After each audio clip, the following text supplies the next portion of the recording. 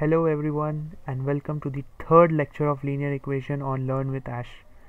Today we will be covering most of the remaining questions which are need to be tackled for this part, and after this lecture I will be adding another lecture where we will be solving the word problems. तो आइए आज का हम लोग शुरू करते हैं। तो पहला क्वेश्चन, क्योंकि हमने बहुत सारा कंसेप्ट अपना क्लियर कर लिया था, तो वो कंसेप्ट को एक और बार ब्रश अप करने के लिए हम लोग एक दूसरे क्वेश्चन को लाते हैं। वो क्वेश्चन कुछ ऐसा है, 3x + 1/4 multiplied with 5 1/4 equals to 17 1/2। तो आज का पहला क्वेश्चन, एंड हमें यहाँ पे कंफ्यूज ज़्यादा होने की ज़रूरत नहीं है। सबसे पहला इंपॉर्टेंट चीज़ है जो हमें गौर करना है कि यहाँ पे तीन अलग अलग फ्रैक्शंस है। वो तीन अलग अलग फ्रैक्शंस क्या है? एक फ्रैक्शन ये है, अभी हमें गौर नहीं करता है कि साथ में प्लस हो रहा है माइनस हो रहा है, वो चीज़ नहीं। दूसरा फ्रैक्शन हमें ये दिख रहा है और तीसरा फ्रैक्शन हमें ये दिख रहा है, जिनमें से ये पर्टिकुलर फ्रैक्शन और ये पर्टिकुलर फ्रैक्शन कैसे टाइप के हैं? करेक्ट, मिक्स फ्रैक्शन है। तो वी ऑलरेडी न्यू कि मिक्स फ्रैक्शन को हमें क्या करना पड़ता है, सही का इम्प्रॉपर। बट मैं अगर अज्यूम करूं कि कुछ लोगों को मिक्स फ्रैक्शन भी निकालने में प्रॉब्लम होता है, लाइक मिक्स को इम्प्रॉपर करने में, तो वो भी मैं आप लोग को सिखा देता हूं। सो वो टिप क्या है इसे सॉल्व करने की? वो टिप है कि अगर समझिए आपका फ्रैक्शन है 5 1/4, so the simple trick is that in दोनों को पहले हम एक दूसरे से मल्टीप्लाई करेंगे। सो 5 × 4 या 4 × 5 क्या होगा? 20, एंड ये जो रिजल्ट आता है हम लोग इस नंबर से उसको ऐड कर देते हैं। सो 20 + 1 21। तो क्या लिखेंगे? 4 5s are 20, लाइक इसे हम लोग पढ़ेंगे 4 5s are 20, 20 + 1 21। तो हमारा इस फ्रैक्शन के लिए क्या होगा? 21/4। So moving on to the solution, हमें इसे सॉल्व करना है।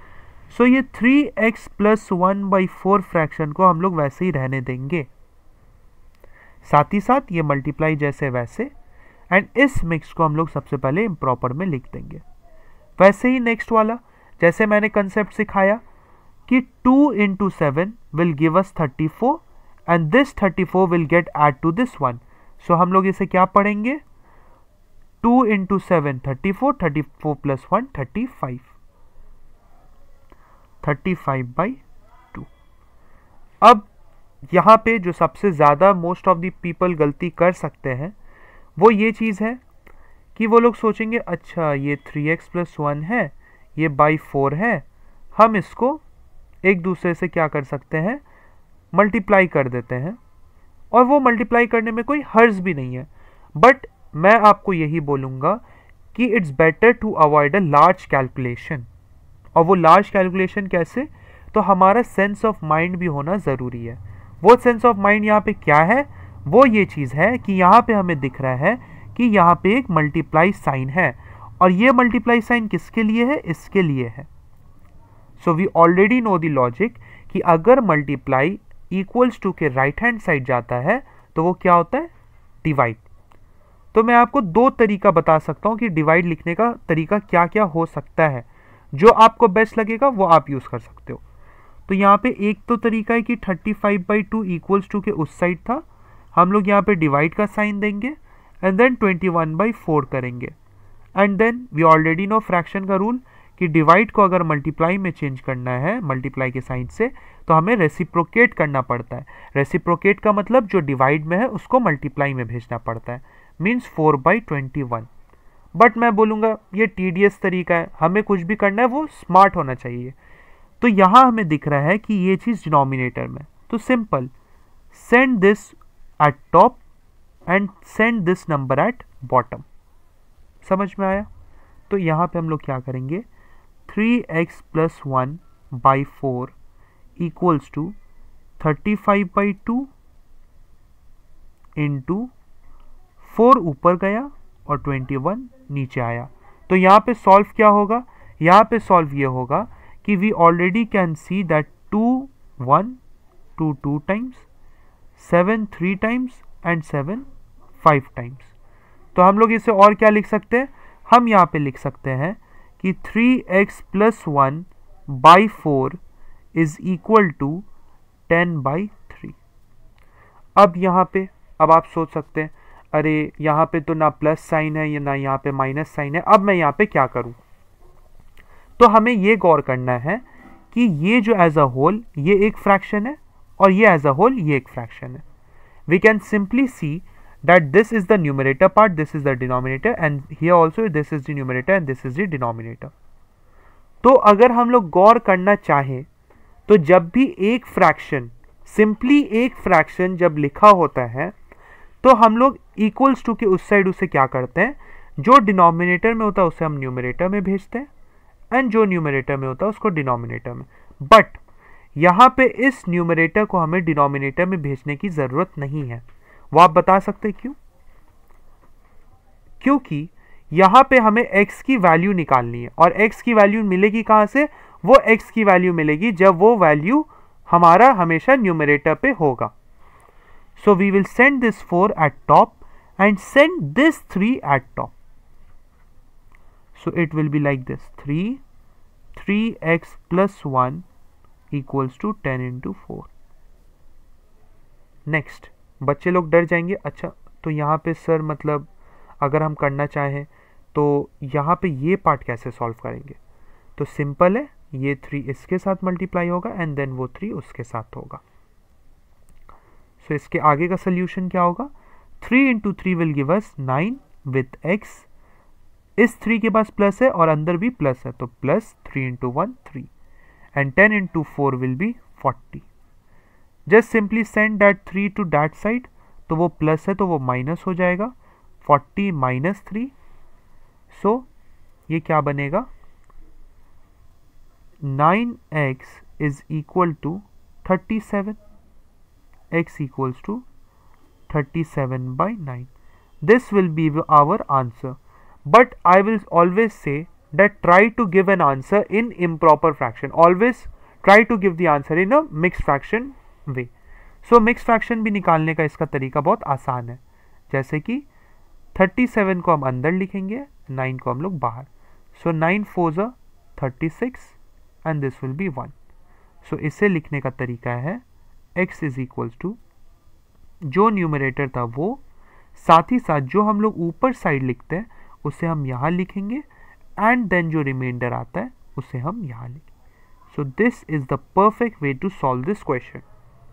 तो हम इस क्वेश्चन से बहुत सारे कंसेप्ट सीखे, एक कि मिक्स फ्रैक्शन को इम्प्रॉपर कैसे बनाएंगे, दूसरा क्रॉस मल्टीप्लिकेशन किसे कहते हैं, मतलब जो डिनोमिनेटर में वो न्यूमरेटर जाएगा एंड जो डिनोमिनेटर में है जो न्यूमरेटर में है वो डिनोमिनेटर में आएगा, एंड अगर इम्प्रॉपर में आ गया तो उसे हम मिक्स्ड में कैसे कर सकते हैं।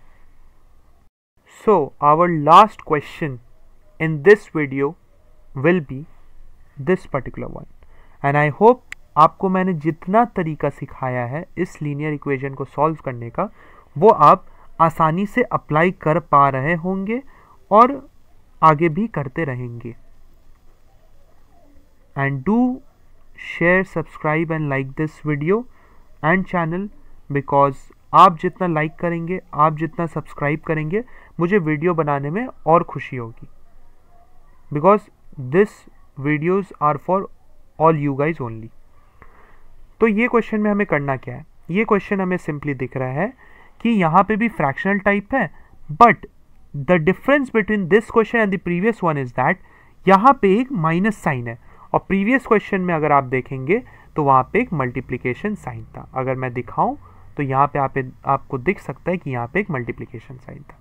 सो in this question we need to take the LCM here, and वो एलसीएम किसका लेंगे, करेक्ट 4 and 3 का। सो एलसीएम हम यहाँ पे निकालते हैं, LCM will be 4, 3। So 2 times,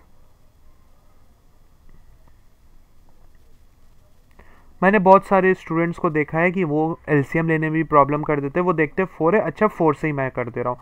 but मैं बोलूँगा हमेशा कि always try to use prime numbers, क्योंकि अभी आप लोअर क्लासेस में आप लोअर क्लासेस में जितना तरीका सीखेंगे हायर क्लासेस में फिर आपको उसी को अप्लाई करने में आसानी होगा, क्योंकि आपका जो बेसिक अंडरस्टैंडिंग है वो हमेशा क्लियर होगा। So here LCM will be 2 into 2 into 3 which will give अस 12।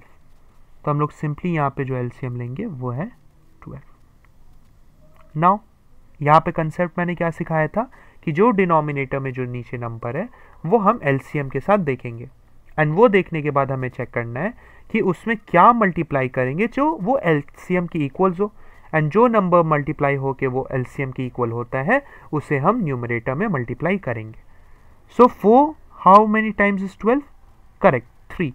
तो हम लोग लिखेंगे 3 एंड ब्रैकेट में उसका न्यूमरेटर माइनस 3 कितना टाइम्स 12 होता है? Correct 4 times 2x plus 5 equals to 5/2।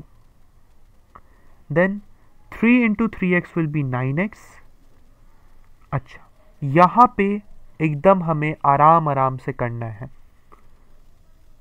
Minus और इसके पास कुछ नहीं है तो प्लस, मतलब माइनस इंटू प्लस क्या होता है? Correct minus. सो यहां पे जो होगा वो होगा minus 4 2 8x। Then again minus and this is plus, so minus plus will give us minus, correct, minus 4 5 20। और ये जो 12 था वो वहां उस साइड मल्टीप्लीकेशन में चला जाएगा, क्योंकि वो डिनोमिनेटर था वो वहां न्यूमरेटर चला गया। सो 9x माइनस 8, मतलब 9 माइनस 8 क्या होता है? 1। सो हम लोग लिख सकते हैं x माइनस 20 is equal to 2 how many times is 12? It's 6 times, तो 5 इंटू 6 विल बी 30। तो हम लोग x को क्या लिख सकते हैं? 30 plus 20 it will gives us 50। तो ये हमारा फाइनल आंसर है। आई होप आपने इस पर्टिकुलर 3 लेक्चर्स में बहुत कुछ सीखा होगा, and if you really love my way of teaching please do like and comment down below, and also आप लोग को अगला जिस टॉपिक पे वीडियो चाहिए वो आप लिख सकते हैं यहाँ पे कमेंट में, और मैं एक और वीडियो दूंगा जिसमें मैं ये सारे वर्ड प्रॉब्लम्स को सॉल्व करूंगा। Thank you very much and keep watching